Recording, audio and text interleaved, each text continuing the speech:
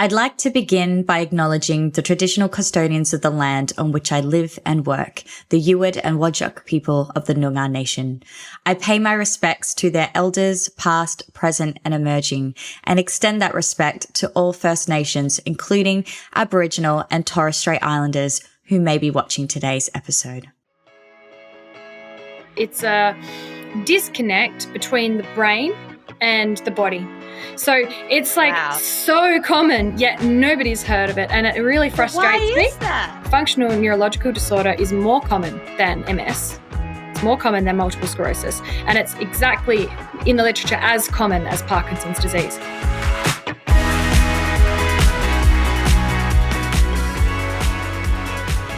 Welcome to Shit Sparked, the podcast that gets real about addiction, mental health, and everything in between.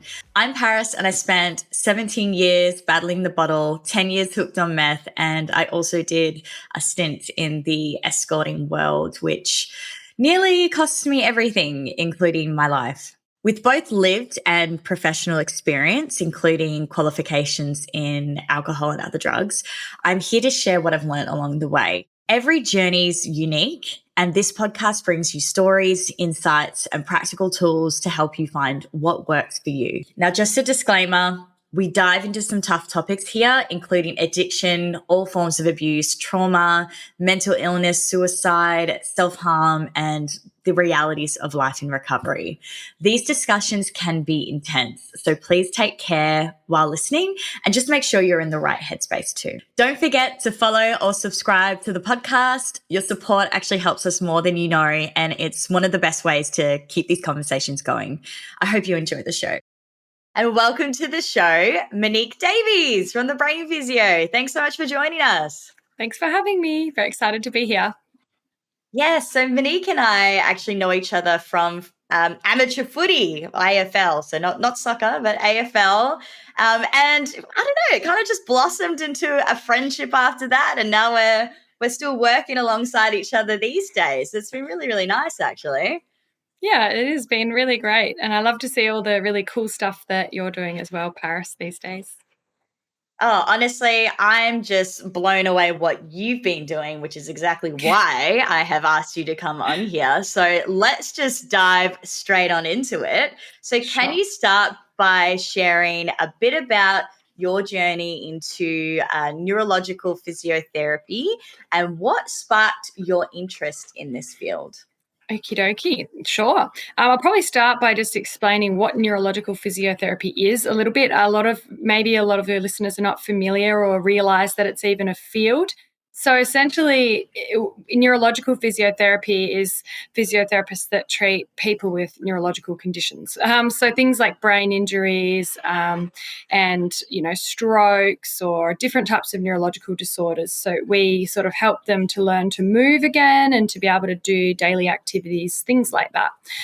So I was really interested in this field. One of my first jobs was at Midland Stroke Unit and at St John of God Midland Hospital, and I'll just say an amazing hospital, really fabulous team there, and I just fell in love with neurological rehabilitation.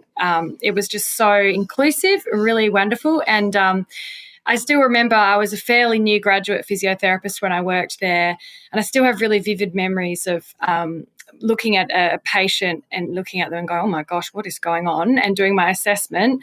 And one of the neurologists, who obviously really high up and really experienced, turned around to me and said, what do you think, Monique? And I just still remember that experience. It's so vivid in my mind because I was like, what, me? Like, I'm a new graduate physiotherapist and you care what I think? It was really cool. It was a really lovely, inclusive environment. And yeah, I think because of that, I just fell in love with neurological physio and rehab, and I wanted to work in that space. Ever since then, I've thought, it doesn't compare. Somebody with a bit of back pain doesn't compare to this. That felt really much bigger and more life-changing for me. I still help back pain, but on the side, a little bit. But but mostly focusing on neurological stuff. And the other person that was there, one of the other neurologists, Lei Ko, was there, and she is incredibly experienced and passionate with functional neurological disorder. And that's a specific disorder we'll get into a little bit, but that's where I also sparked my interest in the same role in that. And ever since then, I've been really interested in that. And yeah, it's kind of all gone from there. Amazing. Now, would you mind telling us a little bit about like the Brain Physio and what it is, what you guys do? So this is obviously Monique's company that she's now running.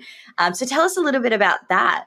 Sure. So the Brain Physio is a neurological physiotherapy provider. So we see people in their homes or communities, so either their home or the local park, local swimming pool, wherever they sort of need rehabilitation to reach their goals, what they're trying to work on. And I also work out of a clinic 1 day a week now in West Perth, where people can come to see me there as well for rehabilitation or even just assessment and some guidance on what might be going on for them. Yeah, so that's pretty much it. So far, it's myself and 2 other physios who are both extremely experienced in neurological rehabilitation. We've all got between 10 to 15 years of experience in the field. So it's really nice to have a really experienced team that I can really trust with any of the clients that come to us. I opened the Brain Physio in December 2023, and I really wanted to do that because I had worked previously for, in the hospitals for many years, but then in not-for-profit big disability organisations where they see a lot of people with these neurological conditions, but the focus in a lot of those companies is money. It's billables, trying to really overload and push the therapists to see more people, to get them in through the door more often, which just felt really wrong to me. And it's not person-centered or client-focused. It's not trying to see what does this person actually need. It's like, oh, it doesn't matter. They've got this much money and funding. We need to use it all, And I just hated that. I really hated that. And so, after working for 2 of them, and I thought, this seems the same everywhere. And I knew a lot of other people that work for a lot of bigger companies as well. Not to say they're all like that, but it was just really eye-opening to think, I don't like this. It should be more person-centered, and I want to do it differently. So I'm going to open my own business. So that was kind of what kicked me along to do that. Yeah, I love that. And I think, you're not wrong as well. Greed is a very common thing in our health systems, really sadly. But I just think, kudos to you for, taking this initiative. And you're obviously very passionate about it, which I absolutely love. And I think it's such a fascinating topic as well, because I didn't know anything about neurological physiotherapy until we started talking more about what you've been up to. And I was like, what the fuck is this? I had no idea. I didn't know what FND was. I didn't know any of this. I mean, I heard of physios, but I didn't know there was a neurological side to it. And would you say that there are many of these types of services available in WA? Yeah, there are. There's actually, a good little handful of neurological physiotherapy providers and neurological rehab providers. So there's, occupational therapists as well, neurological speech pathologists, neurological neuropsychologists. So there's a whole kind of allied health realm that is dedicated to these people with neurological conditions. So yeah, there's actually quite a few providers around, and Perth has quite a few as well. I do feel like what we're doing is slightly different to a lot of the other providers, just given that I've been very selective in myself and my team. We've worked in the hospital sectors for many years, so we've got that health experience, but we've also worked, all of us, in disability and NDIS and not-for-profit for also many years. And so then we're able to kind of combine those 2 very different industries and sectors in our experience to be able to help people. Whereas most of the other providers that I'm aware of have either come from hospital system only straight into opening their business, or disability sector only straight into opening their business. So I really do feel does set us apart a bit, because I think you do need those experiences from both sectors, because they're highly, highly different. You know, if you've just been in the hospital sector for many years, and I know this because I was in the hospital sector for many years, you really don't, it's hard to get the person-centered stuff right, because you've been almost institutionalized for many years into in this medical model. You know, if any of your listeners have been to hospital, you may have experienced this, where you don't feel like a person, you feel like a number in a bed. Oh, yeah. You know. Yeah. And the hospital systems, unfortunately, are terrible for that. They really are. We have a great system in terms of medical treatments and medical management, 100%, not dissing that. But in terms of, you know, you really are depersonalized by entering the hospital. All your clothes, the way you look, you're in a gown, everybody looks the same, you've got a number and your wristband. It's a really depersonalizing experience. And so when you work in only hospital and then open your business and come to the community, personally, I don't feel that you're as equipped to be able to really help someone be who they want to be in this world and really reach those high level goals, unless you've also worked in community for some time as well. Yeah. Yep. Oh, good. Okay. So now you've mentioned that you've, worked in different settings, like hospitals and for not-for-profits and in the disability sectors. So how have these diverse experiences really shaped I guess we kind of answered that question, really, didn't we? We've kind of answered it. Sorry, I've gone on a tangent and kind of answered it already. But I think just dovetailing on what I was already talking about, I think the other parts that it helps a lot with as well, in that we have a very holistic view and a holistic approach. So we'll really see the person, not the patient, as you would in a hospital. And that's what drove my shift to community. I love working in the community with people because, they're not sick, they're not unwell. They are who they are, and they need help to maximize their life, their quality of life. How can we give these people the best quality of life possible? How can, and that's what I love about being able to help people that might have been in hospital, lost a bit of their sense of purpose because, you've been a number in a bed, and you go home and everyone's just banging on about how you need to be able to walk again, walk better, move your arm better, and the goals are just not meaningful. So when you get home, I love to be able to help people really try to open up and say, okay, well, what brings you joy in life? What do you lights you up? Before you went to hospital, who were you? Let's find that person again, because before they've had a brain injury or a stroke or a, functional neurological disorder or whatever it might be, often going to hospital or going through these massive traumatic process, it changes you. And I love being able to help the person find themselves again, and give them hope and realize that it's possible, and that's what I love most about my job, is that they're home again. They want to get back into life, work, hobbies, getting into things. And we can really help them to find that again and realize it might look different. It probably will look different to how it looked before, but they can find it again, and helping them realize that is probably my favorite part of it. And I also learned the other thing of choosing your clients and letting your clients choose you.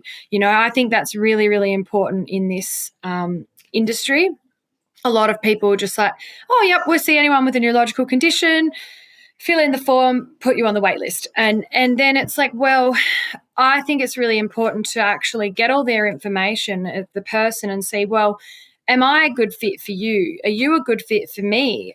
Is this going to be a good symbiotic relationship? Because you're seeing these people in really vulnerable moments. You're in their home. You can't get any more personal than someone coming into your home to do rehab with you. Like, I would think about someone coming into my home. Oh my gosh, that's incredibly confronting, and that's in my personal space. But people forget that, and then just wander on in. And it's like, no, that's someone's sacred space that you're entering. So I would want to make sure that it's a really good match. And I like to make sure we've got a good match. I've got very high energy. You can probably tell. I've always got lots of energy, and I'm really good at motivating people and pushing people. And if they need a really good kick up the bum, I'm your girl, kind of thing. I or, love that. whatever it might be. Not always just that, but I'm good at that sort of thing. Someone really needs motivation. That's lacking. I'm good. Whereas if they really need a gentle, calm, soft approach, Shannon is your girl or whatever, which is one of my physios. So I like to really see and think, well, how is this person going to be best fitted within our company to be able to have the right fit of therapist and patient, or not patient, sorry, scrap that, client, not patients. Yeah. No, and I think that's really beautiful. I think that's what's missing in a lot of our health systems today is that, again, money is coming in as the common factor and the dominating factor. And we're not really coming from, a person-centered approach, like and care. So it's really refreshing, actually, Monique, to meet someone who is very much in that headspace. Because I see it all the time with within the addiction and mental health sectors, and it's really important that we start coming back to that place, and really putting the client first and doing what is best for them, and not so much what is best for us. But actually, kind of both, a bit of both. 100%.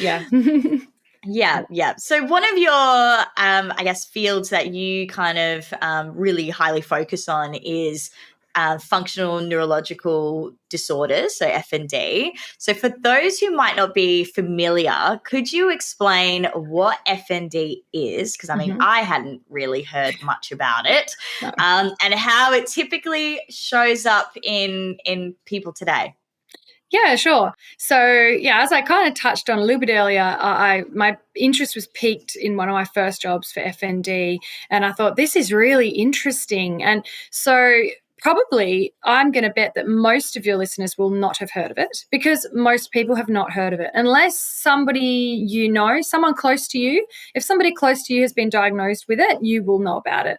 Aside from that, you probably have never heard of it. It's not really well discussed in the media. It's not got any great it has organizations and stuff, but nowhere near as much as the MS Society, for example, gets itself out there. You've got your MSWA lottery and all that. You've heard of multiple sclerosis, MS, most probably. You've probably also heard of Parkinson's disease, these other disorders that you go, oh, yeah, I've heard of that. Yep, that comes up here and there. But what might be interesting to know is functional neurological disorder is more common than MS. It's more common than multiple sclerosis, and it's exactly in the literature as common as Parkinson's disease. So that's just really really to know that yet nobody's heard of it, and that's what I would like to change, because it's actually really common. So it's also the most common diagnosis in a general neurology clinic. So it's the most common diagnosis if you go to a neurology clinic is FND. Yep. And the second most common reason for referral to a neurologist after migraine. So migraine headache is number 1, functional neurological disorders number 2. So it's so common, yet nobody's heard of it. And it really frustrates me. Why is that? Why are we not talking about that, Monique? Well, yes, good question. I think there's a couple of reasons. So one is it hasn't been around as long. So if we look at and by that I don't mean, so the condition has been around a very long time, and I'll get into the history of it, but it's been called many different names over the years, and it's evolved, and it was called this, and then it's been very misunderstood. It's the misunderstood child, the younger child that's been really misunderstood, and nobody really understands it, and they still many people still don't. And it's the misunderstood naughty child that, it's the naughty one that doesn't quite do what it's told. And therefore, there's a lot of misunderstandings about it, misconceptions. So that's pretty much how I describe FND, even though it's been around a long time, but it's been called so many different names over the years that it's been tricky to pick up. And that also means that in the research, in the literature, the numbers don't fully reflect it either, because it's been called so many different names that when you do research, you might search for the name of the disorder to pick up all of the relevant research papers, right? To know, okay, this is how common this thing is. But it's called so many different names that it will get missed. And so those numbers that I gave you, those being as more common than MS and as common as Parkinson's disease, my feeling is it's more common than that, way more. But it's because it hasn't been picked up because it's called too many different names. So it's a really makes sense. It's a really interesting one. What does it look like? What are the typical symptoms? Well, that's the thing. There are no typical symptoms. This is the other reason why it's hard to kind of diagnose and get right. So it can present in many different ways. So essentially what it is, it's a disconnect between the brain and the body. That's the best way you can kind of describe it. So the connections that go from the brain down to the body have been interrupted somewhere, and usually it's the connections in the brain. So they've been interrupted and they've changed somehow. So what they find, it could present with could have weakness in your arm or your leg. It could present very similar to a stroke. Very commonly presents very similar to a stroke. So one side of your body just goes weak or numb. Could get numbness. You could have dizziness. That could be functional dizziness. You could have cognitive issues like brain fog, reduced memory, reduced concentration. That can also be caused by functional neurological disorder. You could have functional seizures. So these are things like presenting like epilepsy. People go to hospital and think, oh my God, I'm having a seizure, often brought on by significant trauma or PTSD or dissociative attack, they call them. So not always, but in the seizure category, quite commonly it's usually triggered by something quite traumatic. And then they have a seizure, they go to hospital. And what we've actually found is there's evidence now that 25% of people presenting to hospital with a seizure are actually functional seizures, not epileptic seizures. So that's 1 in 4. Wow. 1 in 4 is really common. 1 in 4 people going to hospital with a seizure will find that it's functional neurological disorder instead. It's a functional seizure. And they're managed completely differently. So people need to be aware of it because you should not give them medications as a first point of call. Yeah, of course. Epileptic seizure, you need the anti-epileptic medications. You need to control the aberrant brain waves that are happening. But in a functional seizure, you don't need that. You need a very different management. It's all about finding the triggers, figuring out what it is. Usually you need, psychology, clinical psychology or neuropsychology, someone who understands functional neurological disorder though, not just any old psychologist, someone who understands FND. And then they can find out what it is that's triggering you and that's making you feel dissociated from your body. And then go, okay, well, this is causing this seizure in you, and being able to give the person that knowledge, that understanding that, it's actually not dangerous to them. They're not, they're going to be okay. And even that alone, sometimes just having a diagnosis alone, they found having a diagnosis of FND, on average, people's symptoms improve 50% just from getting a diagnosis. Wow. So diagnosis is huge because it gives you oh my God, I'm not crazy. There's something real going on with me. So that's the thing. They're the main things people would experience. But pretty much they found that you can have any type of symptom and it might be this. However, it needs to be diagnosed by a neurologist. So you can't, we can't all just be wandering around with if you've got a bit of weakness and go, oh, it's probably FND. It could be many other things. And it's really important to have an assessment and diagnosis by a neurologist as soon as possible. So that way we can start treatment, because a lot of the treatment is education around what is this? How has this happened? What is triggering it for you?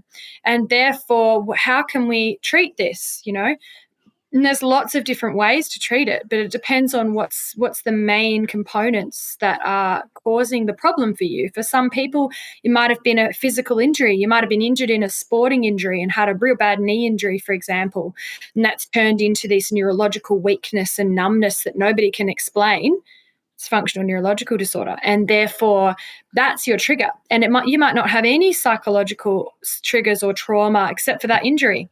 And other people have significant traumatic events and PTSD and things like that then lead into them having functional neurological disorder. Other people, we can't find any reason. So it's really not one thing, and everybody presents so differently. And that's why you have to have someone that really understands it, because unfortunately there's a really big number of health professionals that still don't understand this at all. And they, Yeah. and there is that misconception that it is all in your head. And that's how it was treated historically. And it's really, really frustrates me because a lot of them, there is no psychological factors at all. And it's actually completely other stuff, because they've gone through years of being disbelieved, ignored. They've gone to the hospitals, and if you have a diagnosis of FND, they'll be discriminated against because the hospital professionals don't understand what it is. And they go, oh, everyone in the ED will do this. Oh, they have that eye roll, and they'll go, oh, FND again. Oh, God, because they don't understand it. And so then they're thinking, oh, here we go again. And then therefore, then they do have psychological impacts and trauma from how they're treated in hospital. So it's just so frustrating, because initially they didn't have any psychological, things affecting their presentation. But because they took often 3 years to get a diagnosis, something ridiculous for so many of them, because people don't listen enough, and they don't get followed up and their tests don't get followed up. They don't get a neurology referral. Then they do have psychological and trauma related to how they're treated in hospital, which is just so frustrating for me, or for not me, for everybody. For the people with FND, it's so frustrating, because what we know is the earlier you can get that diagnosis, if you can get the diagnosis and treatment in the first 6 months, you have a really good recovery window. You have a really good likelihood of full recovery within that first 6 months. Full recovery, that's amazing. Full recovery, yes. And I've seen many people get full recovery. But the problem is, the longer you let it drag on, if it's taken many, many different people, you've seen different people, and on average it can take years for people to actually get a diagnosis. And then you get the diagnosis, and in our system, unfortunately, you get the diagnosis, and then there's not enough resources for actually treatment. So then the treatment lands on, providers like us that do the treatment, but then you have to privately pay. And a lot of people can't afford to pay for, neurological rehabilitation. It's expensive. A lot of people can't afford to pay that. Unfortunately, it's not recognised under the NDIS, National Disability Insurance Scheme, unless you've had it for 1 to 2 years. The jury's out on that. But it's very difficult to get NDIS funding for it. So part of getting the funding to say you've qualify is that you must have exhausted all available treatment options prior to getting any NDIS funding. So then be like, well, if you're admitted to hospital, you get good rehab in the inpatient wards, really good rehab. You get really good rehab in the home, or RITH. That's a state government service. They're excellent services, really great. But if you're not admitted and you're not going through those right channels, you don't get the diagnosis, then you get nothing. So it's and there's a lot that fall through the cracks, and people will be discharged home with unexplained symptoms, possibly FN, possibly functional, likely functional overlay, all these words that do nothing for the person, because then they've got no diagnosis and they've got no way of having treatment. So anyway, that's so hard. I mean, I can only imagine just how frustrating it would be for someone who's experiencing that, and not being believed and being knocked back, and as well as NDIS not recognizing that until it's been officially diagnosed, which that process in itself is hard to get. That's horrendous. It's horrible. So I'm really glad you're here today with us, raising awareness about this, and we can educate more people on what's going on. So hopefully that can change in the near future. But let's actually go into a little bit more around the backgrounds of FND and kind of what it used to be known as. Tell us a little bit about the history there.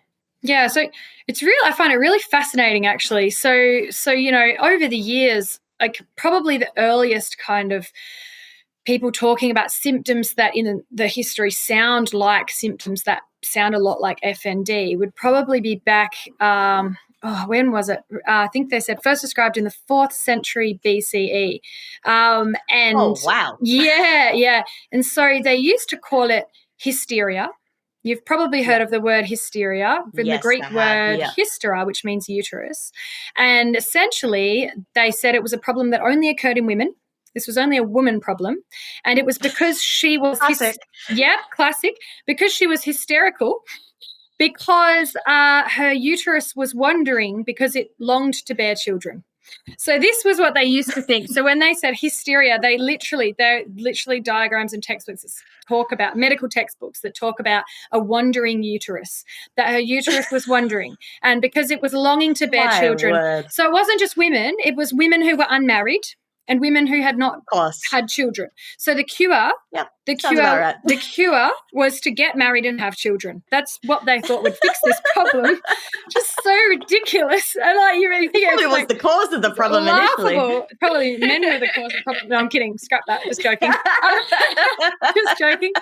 Anyway, and so it's just so crazy. So yeah, that's the first kind of words. They used to think, okay, this is only a woman problem. It's usually unmarried women who don't have children. The cure, get them pregnant, and they'll fix it right up. Didn't work. Sure.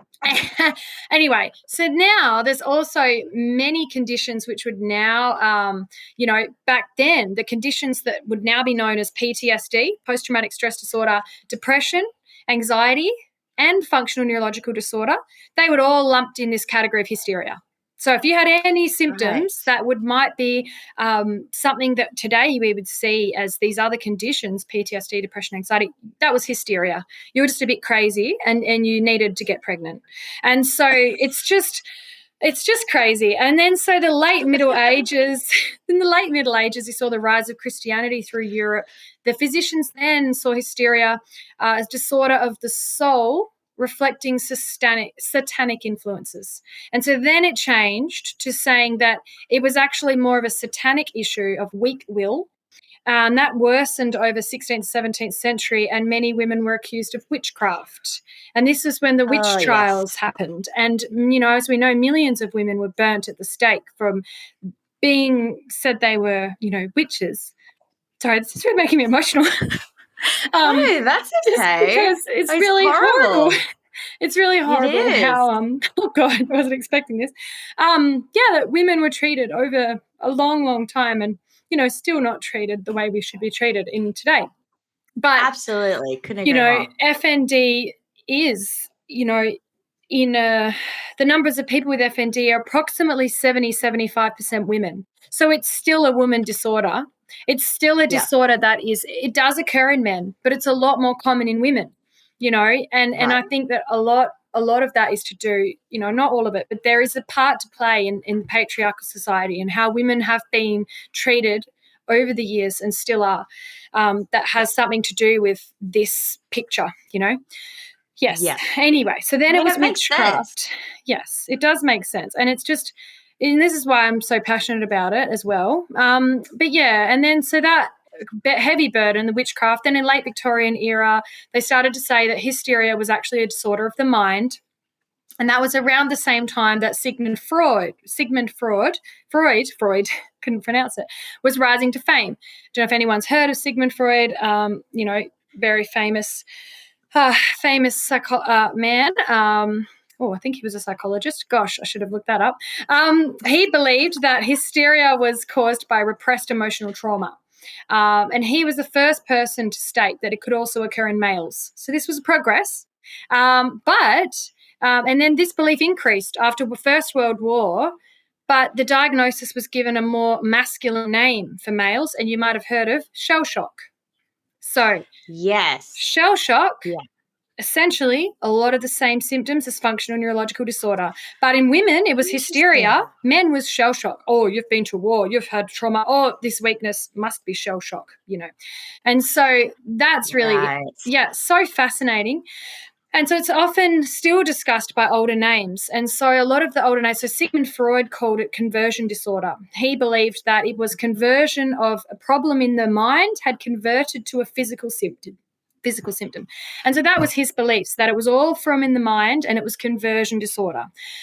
Now, even though it's changed over the years and it's been called functional neurological disorder now for over 2 decades, but in the actual DSM-5, which is the current diagnostic manual that they use to diagnose, disorders, it's called functional neurological disorder, brackets, conversion disorder. So the name conversion disorder is still there, even though that's outdated and has been proven to be incorrect, because a large proportion of people with FND don't have psychological issues converting into anything. It's actually the other way around. So it's so interesting. But it can also be called other things. So psychogenic, somatization disorder, non-organic, medically unexplained symptoms. That's another one. Supratentorial, somatoform, psychosomatic, pseudo-neurological, pseudo this and that, and Brickett syndrome. So they're just some names that can go under. So if you think about, that's why we have so many misconceptions and then no idea, because it's called so many different things. But the misconception is that when they're making it all up and that it's all in their head, and that's 100% not the case. So if somebody, is diagnosed with FND, it's very important to 100% believe them. That is going on. There is an actual pathological problem. And they've proven this, right? So they've done studies. So there's this thing called functional MRI imaging. So when we go to get imaging done, generally we have structural MRI imaging done. So we'll have imaging, magnetic resonance imaging of the brain, and it will just look at still image structures, and it will look slice by slice, right? So if you look on an MRI, a structural one, and you have FND, there will be nothing there, because it's not a structural problem. So it's a functional problem. So actually they found this, but the problem with functional MRI studies are very expensive, and they're only done in a research setting. They're not done routinely. So if you go to have, they're not done at the moment. They're too expensive to be done. If you go in and suspect FND, they can't do a functional MRI because they're not available. They're too expensive, and they're only used in research. But what they found in research is, if I went to pick up this water bottle, I'm picking up the water bottle and having a drink. Certain parts of my brain will light up to show, while I'm doing this functional activity, these parts of my brain are going ding, ding, ding. So they're activating, right? And what they found is a person with FND will try to pick up this water bottle, right? Do the exact same thing. Different parts of their brain will light up like a Christmas tree, completely different. And so it shows that the areas are completely different. So the pathways have changed for some reason, and so that's what FND is. So it is an actual, like, they've proven that it is definitely, it's not in your head. Like, there is different areas that are active when you're trying to perform this thing. So it's like it's gone, like, something's gone wrong with the connections there, and the connections in the brain trying to cause you to do some action or movement in a lot of cases, or other things. So it's been proved that it's 100% real and that it's not in your head. So that is my overall thing there. That's absolutely fascinating. So, what are some of the risk factors for FND, and could you explain what risk factors mean in this context? Yeah, definitely. So risk factors for FND, there's a fair few. Risk factors essentially mean that they increase your risk of getting a certain disease or a certain condition. They're not causes, and it's really important to remember that because you have a risk factor does not mean that you are going to end up with this disorder. But people who have the disorder are more likely to have some of these risk factors, if that makes any sense. So, it's like high blood pressure and a heart attack, right? So if you have high blood pressure, you're more at risk of having a heart attack. However, not everybody with high blood pressure has a heart attack. So it's just important to remember that. So risk factors for FND include post-traumatic stress disorder, PTSD, previous injury. Like I said, you can have a sporting injury or a car accident or any type of injury to a joint or muscle of the body. Hypermobility. So if you're really hypermobile, you've got really flexible joints, or Ehlers-Danlos syndrome is the extreme of that, of hypermobility disorder. That's a risk factor. Being female, being type A personality. So myself. Basically, you're really like high energy, always got, those type A personality traits. Neurodiversity, so ADHD, autism, that's increased risk factor. Depression and anxiety. So they're your main risk factors for FND. But like I said, that they just because you have those risk factors doesn't mean that you're going to get FND. It's just that we do tend to see more FNDs with people with those conditions. All right, listen up, legends. If you're looking to experience the real Western Australia, there's no better way than with Why Not Bus, who is one of our sponsors. I've actually been on their tour, and let me tell you, it is awesome vibes, epic adventures, and I made lifelong friends. We're talking snorkeling with sea lions, manta rays, whale sharks, camping under the stars, and taking your time to enjoy the beauty of WA. Use my discount code PARIS2025 and get $300 off your next tour. Go to www.whynotbus.com.au. So I know you also have, you treat people who have had strokes. Mm-hmm. So what do you think some of the main factors contributing to the recent rise in stroke cases? And are there any particular demographics that may be at higher risk? So moving on from FND and on to strokes. Yeah. So we also see people with brain injuries a lot. That's what we do as well, and strokes. So stroke is the most common type of brain injury. It's very common. There's essentially some of the stats. I'll give you some of the stats, which shows you it's pretty crazy, from the most recent Stroke Foundation Economic Impact of Stroke report. And so this says that strokes are at an and this is just from last year, end of last year, so this is very recent. Strokes are at an all-time high, greatest than they have been in 2 decades. And they found that in 2023, 45,785 Australians experienced a stroke. That's 1 stroke every 11 minutes. And they found that close to 500,000 survivors of stroke are living in the Australian community. And so there's quite a lot of numbers there, but essentially the big ones as well is the number of strokes is projected to rise by 50% by the year 2050, by another 50%, and that's by the World Health Organization, that stat. So it's just crazy. The annual cost of stroke to the Australian economy and the public, the taxpayer, $9 billion per year. Oh my goodness. So stroke is a huge thing, a huge issue in our society, and it's becoming bigger. So I think one of the biggest issues is there's a couple of reasons for stroke. So a stroke is when essentially you have a problem in your brain. It can either be caused by a bleed in the brain, so the brain bleeding in the brain from an aneurysm or some other problem there, or high blood pressure or something like that, or it can be caused by a clot. And a clot gets stuck in a small artery in the brain, causes that area of the brain to essentially die. That area of brain tissue is no longer able to get blood supply, and therefore, it no longer works and it dies. So that's what a stroke is. And the risk factors, aging population, that's a big one, very big, because we do have an aging population. And as you age, your heart and brain arteries narrow and they harden. And so if you've got narrow, hard arteries, very much easier to get little clots and get blockages in them. So stroke risk increases significantly as you get older. And the other risk factors is lifestyle. So we also have an obesity epidemic. And, Australia is, although, yes, some other countries like America have more obesity in general, I think we have the highest obesity per capita, so per person, which is just crazy. And so actually you look at that and what sort of things, so obesity is one, but then obesity will then increase numbers of diabetes. Type 2 diabetes is directly linked to obesity. If you have more sugar in your blood becomes more sticky blood, more likely to clot, more likely to have a stroke. Diabetes. High cholesterol, similar sorts of things. High cholesterol, which also is linked to obesity, can increase your risk of stroke. High blood pressure, hypertension. So this increases your risk of stroke as well, because if you have, and poor in your arteries, what happens is if you also have lack of exercise and poor dietary choices as well. So if you have a diet high in, saturated fats and those sorts of things, and you're not eating a healthy diet, your arteries are getting a bit clogged up. It's called atherosclerosis, where you get bits of plaque in your arteries.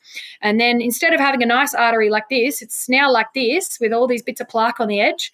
And then you've got high blood pressure, because maybe you don't exercise enough and you've got high blood pressure. So then what you've got is this narrow tube where this blood is forcing through at a really fast rate because the pressure is too high.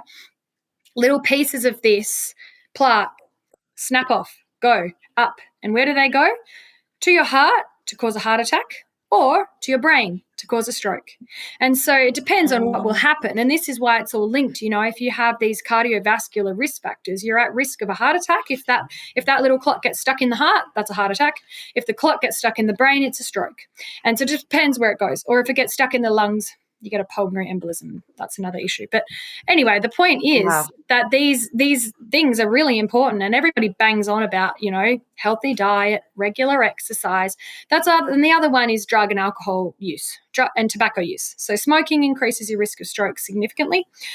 Drug and alcohol use increases stroke risk significantly.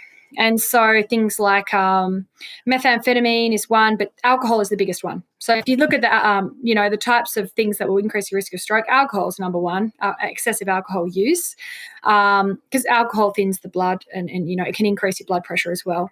And then, methamphetamine is another one. And so that increases the risk of having a stroke by 2 to 5 times compared to someone who does not use meth.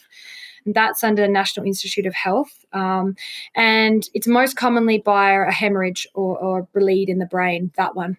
So the exact reason, we don't know the exact reason. And as you can imagine, there's not a ton of research on this, because usually people that methamphetamine users are not going to put their hand up and say, I'd love to be a part of a clinical trial and see how this is affecting my brain. Probably not. Yeah.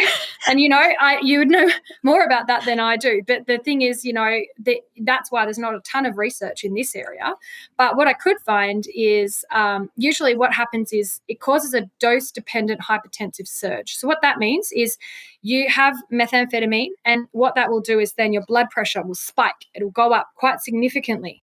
And because your blood pressure goes up significantly, like I mentioned to you before, it's like if you have any of those plaques, a clot could break off. But the bigger issue is you don't have to have any plaques, but that significant increase in blood pressure, and especially if you're doing it regularly, causes the small little vessels in the brain, they can't handle that amount of pressure. They just don't have enough strength in the walls of the blood vessels, so they burst. And when they burst, they cause an aneurysm. Aneurysm will cause a bleed, cause a stroke, cause a significant stroke. So I've seen my work, quite a few young methamphetamine users when I work, especially when I work for rehab in the home hospital sectors. And they've had really catastrophic strokes that have affected them to not be able to walk anymore, not be able to talk, not be able to use their arm independently. So bleeds can cause severe strokes, and that's the type that is most common in methamphetamine and alcohol overuse. So that's another thing, just to sort of mention that it does have that effect. Yeah, because actually, now, talking from someone who has experience in those areas, if you've been a heavy user for a long period of time, I mean, for me, it was 17 years of alcohol addiction and then 10 years of methamphetamine. Is my risk still high, even though I don't do that anymore? Look, it's hard to say exactly. And look, I'll also say I'm not a doctor. I'm not a medical professional. I'm a physiotherapist. So I can't comment specifically. I would say your risk is a lot lower now. And because, whether there's long-term damage, we can't say. But in terms of now, you're not having those hypertensive surges. So you're not getting those, when you have that increase significantly, the bleeds, that's what causes these, the strokes. So I would say, no, I'd say your risk is a lot lower now, from my opinion. Just needed to ask. I'm sitting here oh God. No, especially if you're doing other things, like you're trying to maintain a relatively healthy diet, you're trying to regularly exercise. These are the most important things for general blood vessel health, which will reduce your risk of all sorts of cardiac diseases, including things like, obesity, diabetes, atrial fibrillation, high blood pressure, heart attack, stroke. They're all in that category of trying to prevent all of those things is really important. Yeah, okay. Thanks for letting me know. I started to panic then. I was like, no. God. I think, and your body has an amazing ability to recover. So does your brain, Your brain has Yeah. this amazing Oh, ability to definitely. recover neuroplasticity. So, if you stop providing that damage, that toxin that's damaging that area, then yeah, it will usually bounce back quite well, especially when you're really young like you are. So yeah, don't worry. Yeah, I got youth on my side. You've got youth on your side, exactly. Yeah. Oh man. Well, on a different note, what are some recent developments in neurological rehabilitation that you're particularly excited about? Okay. So there's so many, and it's hard to really choose Yeah. the best ones, but there's a couple that I'll mention. Is that like there's nerve transfers which have started happening, which are really cool. So people have a spinal cord injury to C5, C7 in the neck.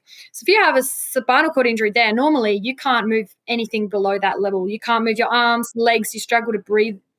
There's quite a lot of stuff going on below that level. And so what they've found recently is they're starting to do nerve transfers, which is really cool. And they can essentially help you to regain some of the function in your arms and hands after a spinal cord injury to C5 to Wow. C7, which is very cool. So it means that these people previously would have been completely dependent, not being able to feed themselves, get around at all. Now they can have enough function with also adaptive technology that they can feed themselves, they can mobilize in a powered wheelchair, they can get around the community, and they can essentially get out and they can work again, they can live independently. So it's crazy the amount That's of that massive. that's done, which is huge. And then the other one, there's quite a lot, but there's something called transcranial magnetic stimulation, TMS. That's where they put a giant magnet over your brain and they essentially stimulate an area below that in the brain uh, through a magnet, which is really cool. And what that does is that actually has been helping massively in the depression landscapes. That's now a evidence-based treatment for depression. So that's come a long way, and it's looking really promising now as well. And that's more for treatment-resistant depressions. Those depressions that are not getting better with any other means. And they do TMS and they get better. They improve. So that they also do deep brain stimulation for Parkinson's disease, where they can stimulate through deep into the brain, into the basal ganglia, where that's a problem, and reverse some of the movement disorder effects of Parkinson's disease. It's crazy. Wow. They also do robotics. Robotics has come a huge way. So we have some amazing robotic stuff coming out of Japan. And this will help Exciting. massively for people in rehabilitation. So I don't have any personally yet because they're so expensive, but some of the neuro clinics in Perth do have robotics equipment, which is really cool. And so essentially you can strap this robot onto your arm and it can help you to learn again to use fine movements of your fingers and get moving. Or there's also gait robotics, so massive, like almost like an exoskeleton. It would look like something out of a sci-fi movie. They literally do. They put these people in there that can't walk at all on their own, and they're walking like something out of out of a Wow. sci-fi movie. But I'm not joking. They exist. The problem is they exist, but they're like hundreds and hundreds of thousands of dollars each. And so then it's like, well, how accessible are they? So yes, they exist. And yes, it's very cool. But it's also just bearing in mind that this is not really yet accessible for everybody. Every Tom, Dick, and Harry that has a stroke or spinal cord injury or whatever can't actually access these yet. But they're getting better. Yeah. They're getting more accessible and they're getting cheaper. Like anything with technology, over time, it'll get cheaper. It'll become more affordable. So I'm Yeah. super, super excited about all of that technology and where it's going for people with neurological conditions. Yeah.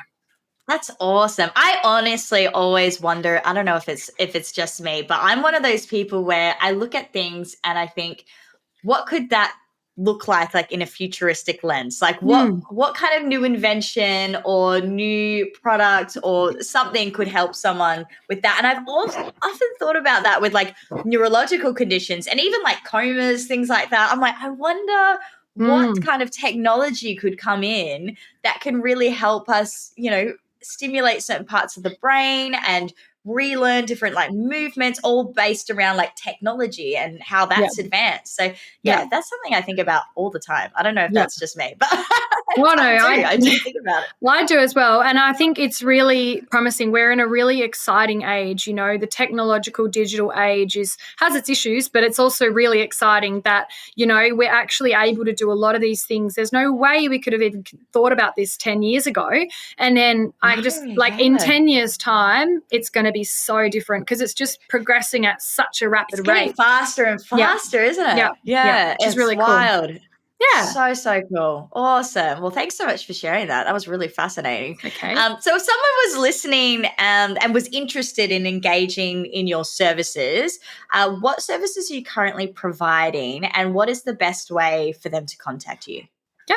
Well, I kind of already probably explained a little bit at the start about the services we provide. So yeah, home and community visiting, rehabilitation. We tend to visit anywhere from kind of the far north as we'll go is sort of Innaloo and Scarborough region, and then mostly west south, so south of the river, south of the city, all the way down to Pinjarra, Mandurah, and the regions down there. So we do that, home and community visiting, or the clinic on a Monday in West Perth with myself. So neurological rehabilitation. So we specialise in and mostly see people with brain injuries, traumatic brain injuries, stroke, brain tumour, anything like that, and functional neurological disorders, FNDs, obviously, and dystonia and concussion. So they're the main conditions that we would see. And they can contact us. You can contact if you know anyone with any of those conditions that's needing help. So you can look at the website, www.thebrainphysio.com.au, and there's more information there. Or you can email us on info@thebrainphysio.com.au.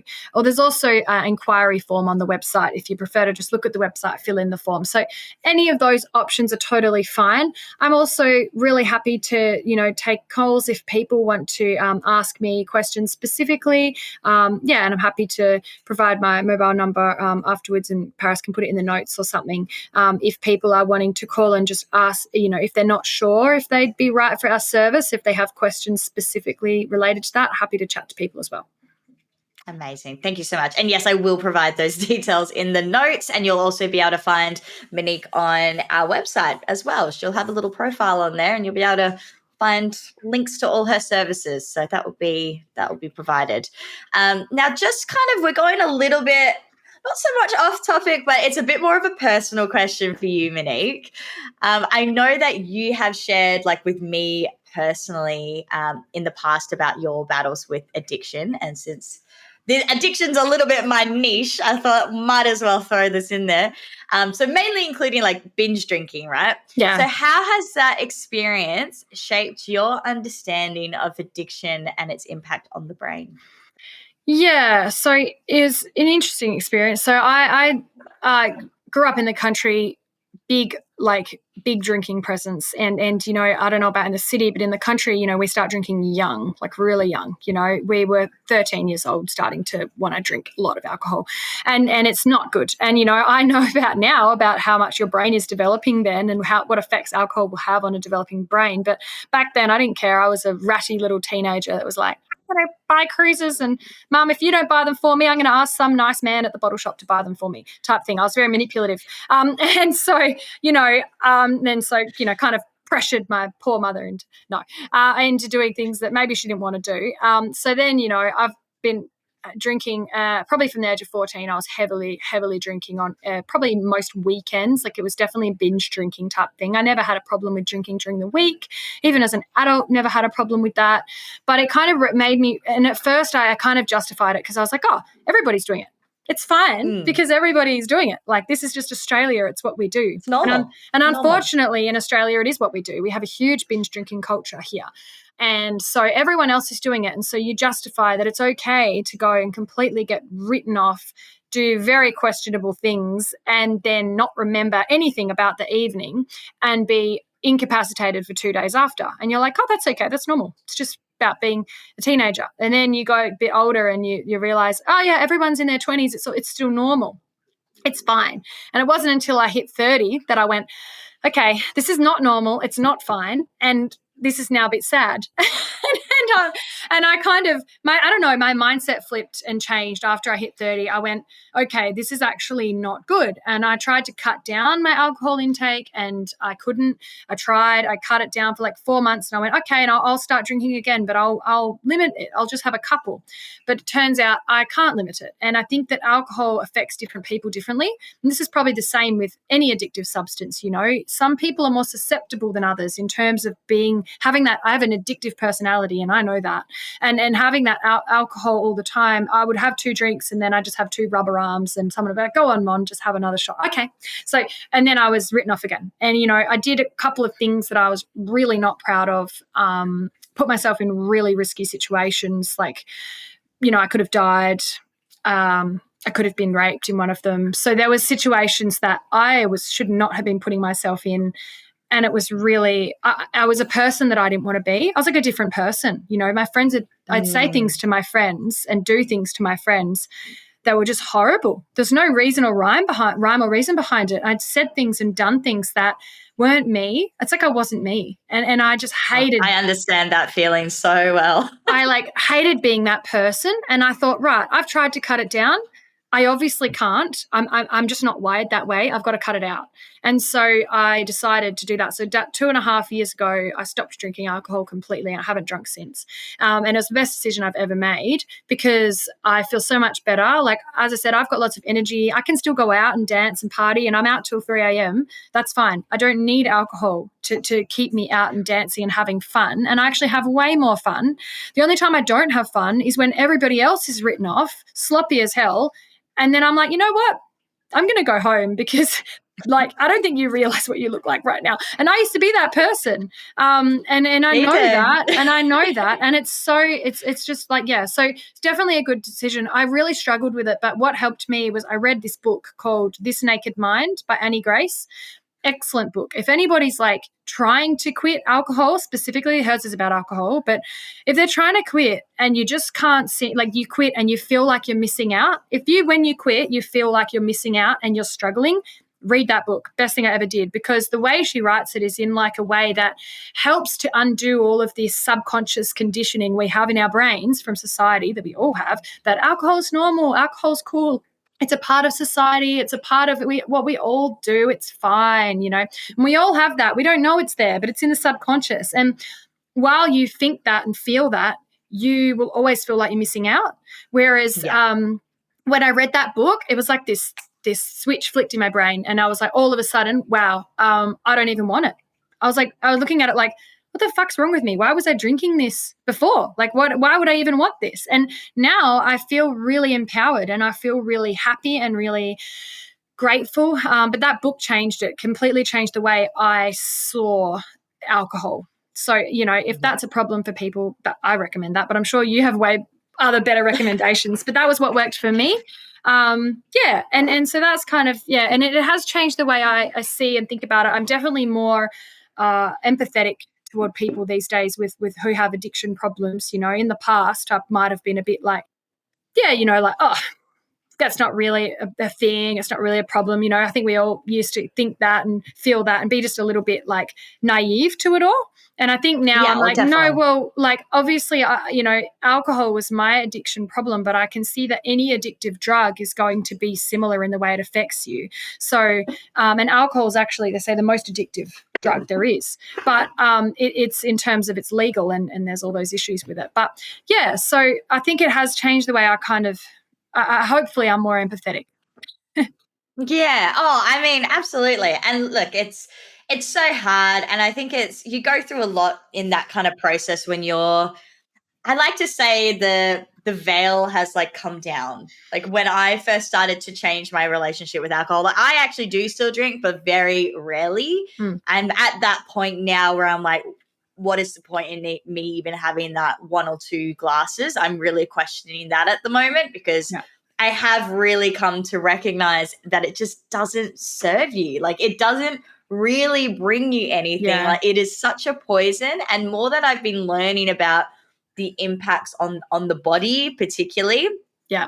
It's insane. It's insane. So yeah. And like one thing that actually came up a lot in an AOD conference I was at recently was that there is a lot of people starting to develop early dementia because of their alcohol use. That's been huge. It's a huge thing that's happening at the moment. And I was like, wow, it's really has such a huge impact on us cognitively, particularly in the long run like that. Yeah. 100%. It does so much damage to the brain every time. So every time you get that amnesia and you wake up in the morning and you can't remember things, it's actually killed brain cells. That's what that is. And it's actually so confronting, and you realize that. And I could quote all sorts of stats, but I'd just be taking them straight out of the book that I mentioned, that Annie Grace, This Naked Mind. If you want some stats on what alcohol actually does, they've got a whole chapter in there, and it's like, holy shit, it's very eye-opening, let me tell you. Yeah. Oh, it really is. It really is. Well, thank you so much for sharing a little bit about that. No worries. Just to wrap it up, what advice would you give to individuals and families who are dealing with neurological conditions, particularly around managing, mental health and navigating the healthcare system? Yeah. Just really go easy on yourselves, because it's going to be hard. It's going to be really crap, and it's going to be a really difficult time for you and your loved ones. But it's just being easy on yourselves and realizing you're going through a massive grieving process. You're going through a massive change. You're managing loss. You're essentially loss of independence, loss of the future you previously had. It's now going to be different. It's not that you've lost it, but you've lost what it would have looked like, and it's just trying to be really go easy on yourselves and just take it every one day at a time, one step at a time. Don't get too far ahead, because if you get too far ahead, you can just get really caught up in all of the what ifs. And there's a lot of things you don't know. And I think as well, people, you can do what you put your mind to. And I'm a big believer of that. Your brain is so powerful. So just be really gentle on yourselves. Take it one day at a time and think, okay, what can I achieve tomorrow? What's a small little thing that I could do tomorrow that's going to help me work on getting better longer term? Don't think about what you're going to do in a year, because it will just be overwhelming. It'll be too much. And this is a huge change for you to navigate. And also find the right people to support you. That's the other thing I'd say is, a lot of people won't understand what you're going through. So I definitely believe in things like, groups, lived experienced groups, other people. So whatever neurological condition you're going through, find, a local community, a local group, that other people that have gone through the same thing you've gone through. 100% that will help you to feel like what do their lives look like? What have they struggled with? What have they not? But also remembering some of those groups, I'm a member of a few of them, can get negative at times, and just remembering it's okay to some people have different experiences. Just because they've gone through the same condition as you doesn't mean you're going to have the same experience as them. So definitely join the groups, but take what is said in there with a grain of salt. Doesn't mean that that's what you're going to experience just because somebody has had catastrophic complications or something like that, which sometimes does happen. So sometimes those groups can be really helpful. Sometimes they are not helpful. So just don't be worried. If you need to leave, just leave. And then the other thing is health professionals. Find health professionals that you click with, like I talked about before, that someone that you feel like is a good match for you, who actually gets you and who listens to you. And who understands your condition. So there's a lot of health professionals that are out there, but do they understand your condition? Don't be afraid to ask questions of them. Ask them, what training have you done in my condition? What training have you done? When did you do this training? What do you do to keep up to date? Don't be afraid to ask those questions. I think it's a good thing to ask questions of your therapists, of your health professionals, and find out. Don't just take their word for gospel. Like, why do they feel they are qualified to tell you about your body? And why do they, what do they know? And how can they help you? So I think those things are important as well. Amazing. Well, thank you so much for coming on, Monique. It's been such a pleasure, really fascinating, really eye-opening as well. And I'm sure our listeners will get a lot out of this episode. So thank you so much for coming on today. I really appreciate it. No worries at all. And sorry, it's a bit long and I talk a lot and I knew this would happen, but I'm sorry about that. You're so fun. Do not stress. You're all good, gal. All good.